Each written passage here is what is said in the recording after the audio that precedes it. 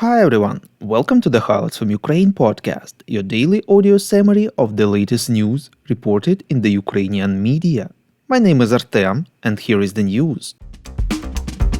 1039 days less the Russian invasion of Ukraine.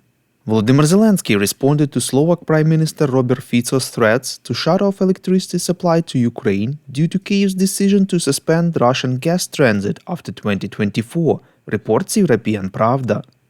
Zelenskyy stressed that Ukraine's need for electricity imports arose only because of Russia's occupation of the Zaporizhzhia nuclear power plant and Russia's deliberate destruction of Ukraine's energy infrastructure.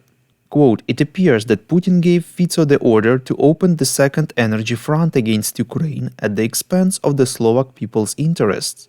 Fico's threats to cut off Ukraine's emergency power supply this winter while Russia attacks our power plants and energy grid can only be explained by this," unquote, the Ukrainian president tweeted. Addressing Fico, he noted that supporting Russian aggression is completely immoral. Quote, "Second, Fico's short-sighted policy has already deprived the Slovak people of compensation for losing Russian gas transit. It now risks depriving the Slovaks of another $200 million per year, which Ukraine pays for the imported electricity," unquote, Zelenskyy added. He explained that Slovakia accounts for approximately 19% of Ukraine's electricity imports and emphasized that the Ukrainian government is collaborating with neighboring EU countries to secure the required electricity supplies. The Ukrainian leader reminded that Slovakia is part of the single European energy market and Fico must respect common European rules. Any decisions in Bratislava or Moscow's orders to Fico regarding electricity cannot cut Ukraine's power supply, but they can certainly cut current Slovak authorities' ties to the European community, believes Zelenskyy. Yesterday, President of Ukraine Volodymyr Zelenskyy spoke with President of Azerbaijan Ilham Aliyev.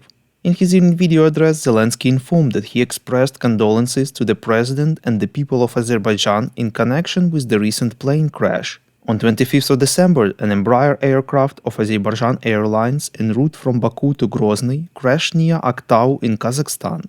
The crash killed 38 people. Azerbaijan Airlines said that the crash was caused by physical and technical external influence.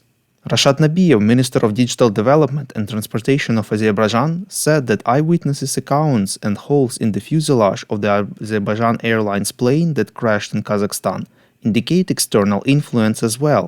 In turn, the United States saw signs of Russian air defense involvement.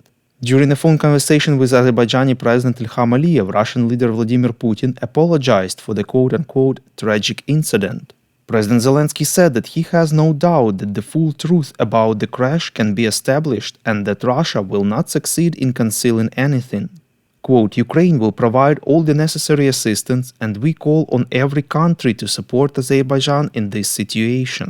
And we call on every country to put pressure on Russia to stop the lies about this crash.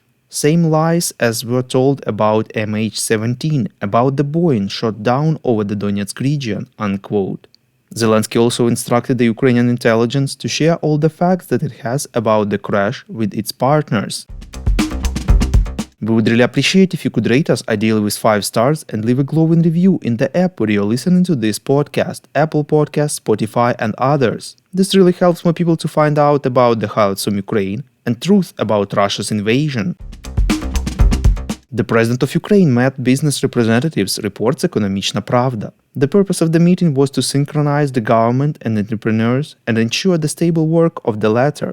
The media interlocutors, participants in the meeting with Zelenskyy, said that about 25 business representatives were present at the meeting.